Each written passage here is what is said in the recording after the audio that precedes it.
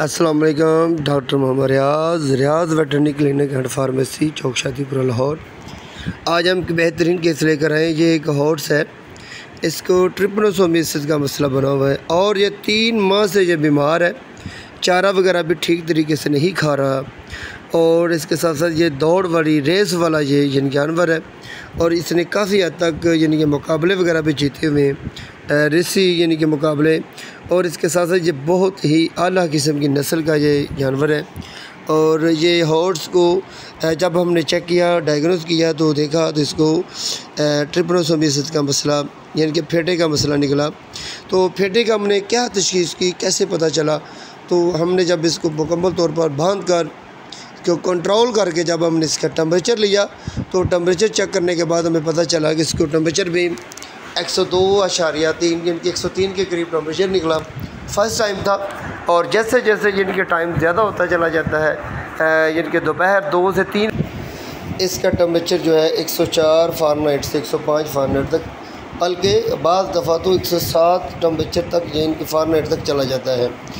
तो हमने तशख़ीस कैसे किया, हमने इसकी यानी कि ऊपर यानी कि जो आँख का जो ऊपर वाला लेड होता है, एक लोअर लेड होता है, एक अपर लेड को हमने जब ऊपर उठाया और लोअर लेड को हमने जब नीचे किया, आँख की पुतलियों को मैं कह रहा हूँ जिसमें भी बाल होते हैं हल्के से अंदर से ढीला होता है, आई लेड होता है। और ऊपर लेड को हमने जब ऊपर किया तो नीचे से आँख के जो अंदरूनी जो हमने मिक्स मेम्ब्रेन झिल्ली को जब चेक किया तो अंदर से खून के धब्बे नज़र आए और ये खून के धब्बे वाज़ेह तौर पर निशानदेही कर रहे थे कि इस हॉर्स को फेटे की बीमारी है। ये देखिए हमने मुकम्मल तौर पर वाज़ेह पहचान करवा रहे हैं ताकि आपको पता चल सके ब्लड सेल्स की और ब्लड पैरासाइट की पहचान जो होती है।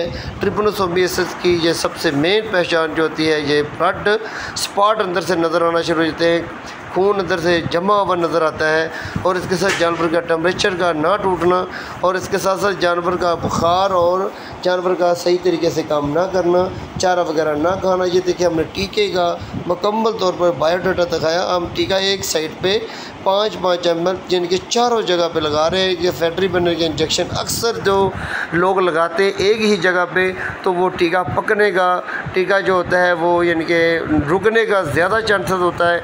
इसलिए हमने 4 जगह पे, पिछली दोनों टांगों के पटक पर भी और दोनों गर्दन के दोनों साइडों पे 5-5 ml हमने लगाया और साथ हमने 10 से 15 ml एट्रोपिन के इंजेक्शन भी दिया। और जॉन्डिस की जो अलामत नज़र आ रही थी इसके लिए हमने हेपामर्स का इंजेक्शन जो है वो 5-10 ml के और डेक्सट्रोज की एक ड्रिप में ये डालकर हमने दिए। और आईवी जब हमने ड्रिप लगाई तो कुछ ही देर के बाद यानी कि हॉर्स को काफ़ी हद तक सुकून हो चुका था। और इसके साथ यानी कि हमने नेक्स्ट डे जब हमने ट्रीटमेंट किया, नेक्स्ट डे ट्रीटमेंट करने के बाद इसको तकरीबन 50% तक ये चारा वगैरह और खुशहाली की तरफ जा रहा था।